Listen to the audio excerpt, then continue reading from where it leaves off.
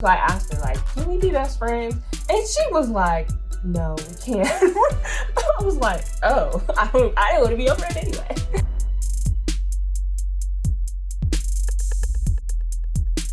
Hi, welcome back to our channel. I'm Susie. And I'm Ness, and this is Mom and Daughter Talk, where we hope to inspire, encourage, and uplift your mother-daughter relationships. So thanks for joining. Yes. You know what I mean? We are going to cover closing the generational gap. Mm-hmm. As you may notice, she's my mother, I'm the daughter. And so we are in two different generations. What generation are you in? Generation X. Yes, and I am a millennial. Mm-hmm. Shout out to all the millennials out there in the world. So yes, we are going to talk about how we have been able to get close, even though we are decades apart, you know? Yeah, absolutely. And I think the thing that is needful is to respect where they are. So by that, I mean like her knowing that I am a little bit older, right? As far as the fact that just a little bit, moms walk on this planet longer, you learn things through experience, right? So therefore her respecting that and, you know, wanting to kind of glean from that. And then me being adaptable and flexible as far as her youth, right? So some of the things that new technology, this, that, and other, I'm not a very techie person. I'm a hairstylist and I work with my hands, right? So I don't have to be, well, business-wise, you have to be techie as far as, you know, scheduling things. But as far as the craft itself is done with my hands. So, but being flexible and the things that being open to new things, right? And so she's more well-versed in that and respecting that and knowing that I can learn from her. Just because I'm older than her doesn't mean I can't learn from her, you know? And so I think that respect, mutual respect is absolutely important. Yeah. So we want to hit on not majoring in the minors. I think that's a good key. Topic, yeah. Especially because what may seem normal to me may be abnormal to her. And I know when I was younger, like the way I would dress really got on her nerves because I grew up playing volleyball my whole life. Right. So, you know, the little spandex booty shorts, I mean, that's all I would wear was booty shorts. And so she would really have a hard time seeing me walk out the house like that. And then, you know, cleavage too, like whatever, because I feel like also like what was more normal now may have been like crazy outrageous looking back then. Yeah, absolutely. I mean, every generation has this thing. So if you look at, I don't know, oldies but goodies as far as movies, you know, classic movies, you see the way they dressed. I mean, my goodness, a lot of them dressed up in corsets and things like that just to go to the grocery store, you know, and things. So obviously things have loosened up.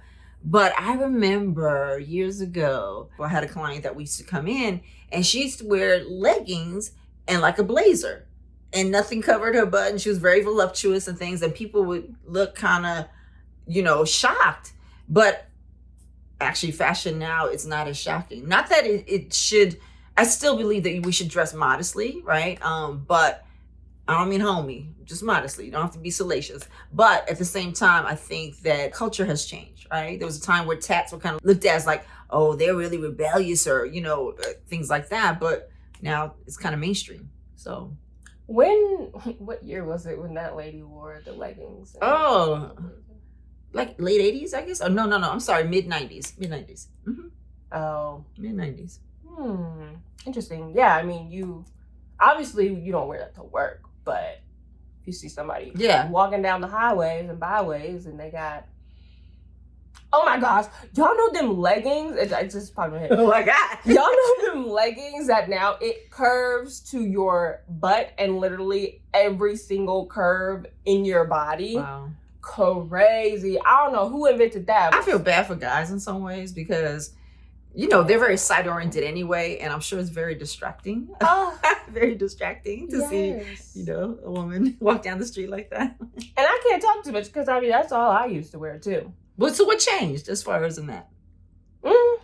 Well, for me, I had to grow up basically. Maturity just did a number on me, and I was like, you know, as I got closer to God, I was like, these are my brothers in the Lord. Like, I'm not trying to make y'all stumble. And then also it got to a point where I was tired of like getting all this attention, like unwanted attention from guys. And, you know, people have told me in my life, like, well, look at the way you dress. Like, can't blame the guys. And I'm like, what are you talking about? I can wear this if I want to. This is what I put on my body this morning. I did it for me.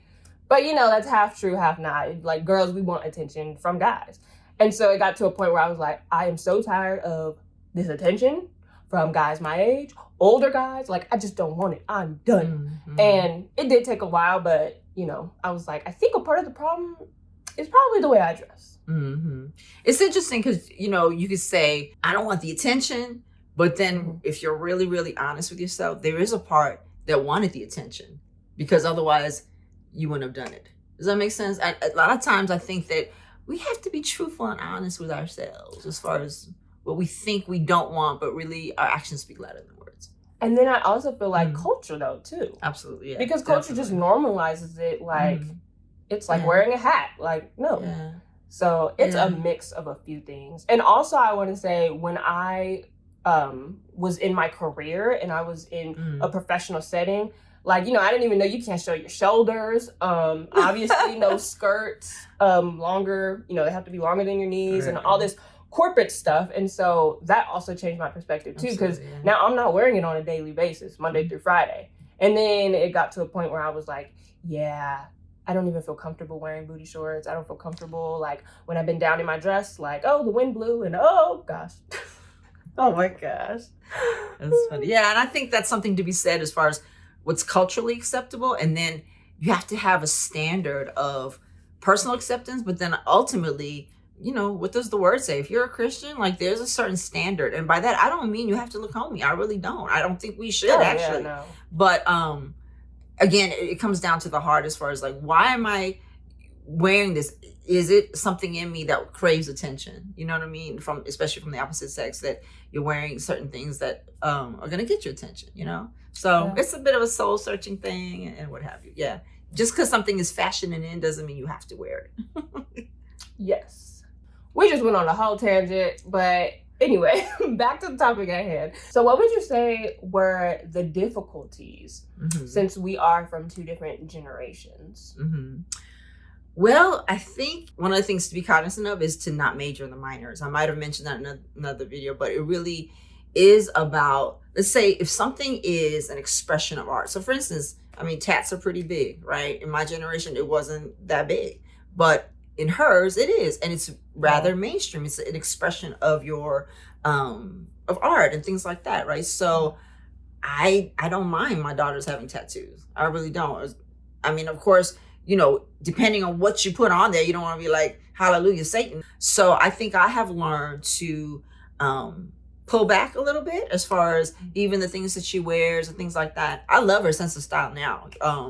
But as long as it's, like I said, not salacious and things like that, then I'm good with it all. Because I think it's important as parents to look back to when we were young. You know what I mean? Truth be told, for me to get to this age, I had to travel through her age, right? So we've experienced it. It just may be different dynamics, but the principle is the same. There were things that we did. I'm sure our parents were like, not quite sure about that one. But yet you wanted to express yourself and you wanted to be free, right? So as long as it's not something that's harmful to you and to other people, then let it be. And trust me, they'll grow out of it in some ways. I know, like, I used to teach hair. When I had students, they would be all just tatted up sleeves and things like that. But then, as they get older, they're like, I wish I didn't have all the sleeves. So I think it's important to remember that when we were their age, there were some things that perhaps our parents weren't pleased with us doing, but yet still we wanted to be expressive. We wanted to have a sense of autonomy. And I think we should afford that same freedom to our children. Yeah. I don't think we were able to get closer about this topic until I was older. As a child, sometimes I just don't care what you have to say as far as, especially the clothes. For me, that was the pain point. Like, you gonna go to grandma's wearing that? And I'm like, it's on my body, ain't it? Because I know grandma's gonna get on her case. I know it. But I'm trying to save you from grandma's. But she didn't even be tripping like that. It was more so like hers. It was tripping.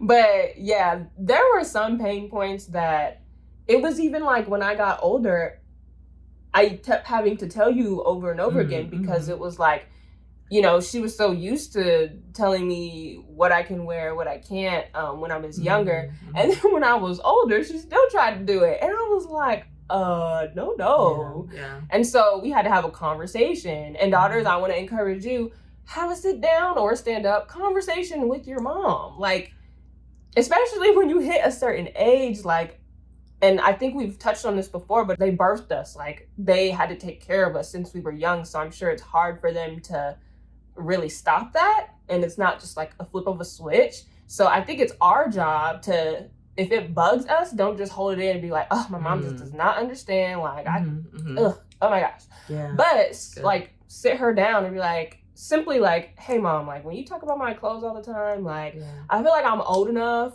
to pick out my own clothes. But then also on the flip side, we got to know, like, you know, there's probably some truth to that, especially if they're telling you, other people are telling you, family is telling you.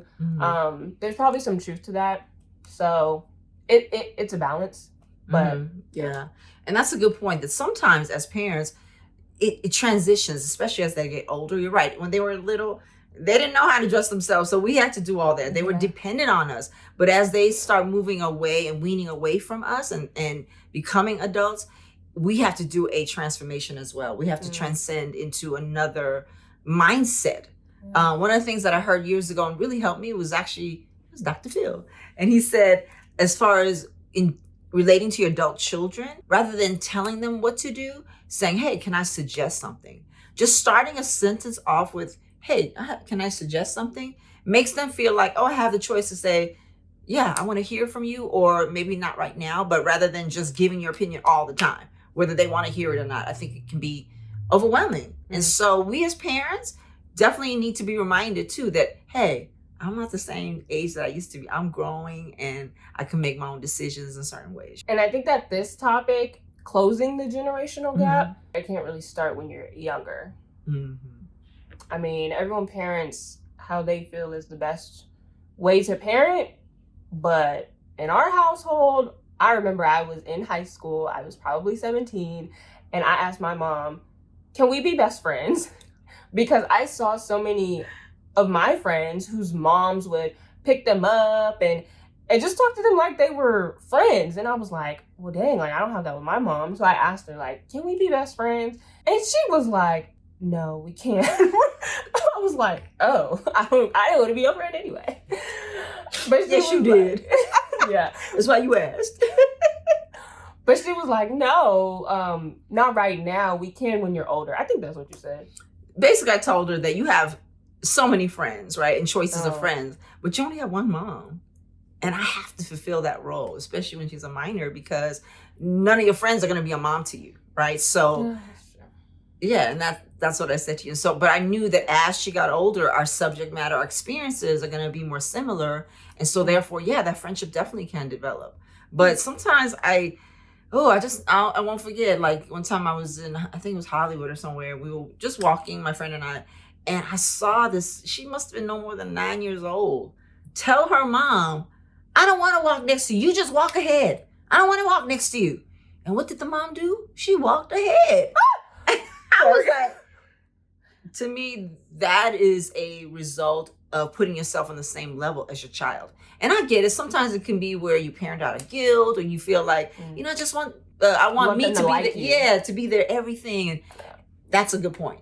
You want to be liked as a parent. And really sometimes the role of a parent is such that sometimes you're not going to be liked. It's going to have to be where they're going to have to appreciate you in retrospect in some subject matters.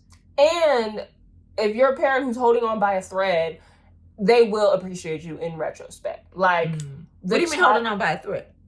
Oh, because if there's mothers out there who are like, I just can't, like, with my daughter, like, I just want her to like me. She does not like me. I feel like she hates me. Because that happens too. Yeah, so if you're holding on by a thread, like, just know how you parent right now, it really is going to develop them and help them grow in a certain type of way when they're older. And I can look back and say, like, my parents were strict on me. I wish that y'all were not as strict. But that strictness, kind of when I got to college and had so much freedom, I remember that strictness, so I wouldn't go like buck wild. I might have got buck wild, but I didn't get buck because just one bug, not two bugs. Yeah, not two.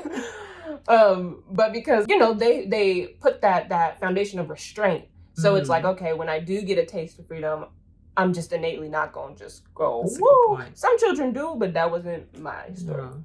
That's a good point, because I really believe in parenting. It has to do with discipline and structure on one hand, and then unconditional love on the other. But thank you for joining, and we will see you next time. Mimic Profile? me? Yeah, profile. Like this? Obviously looking at me, Mom. Oh, you said mimic. If it's an expression of art, I don't have any problems with that. Oh no. What is that? Oh, that's weird. You might have a change of mind, and then it's harder to. Dang. Oh no. Oh gosh. That was a lie. That seems brighter, huh? Yeah. Have an amazing day, everyone.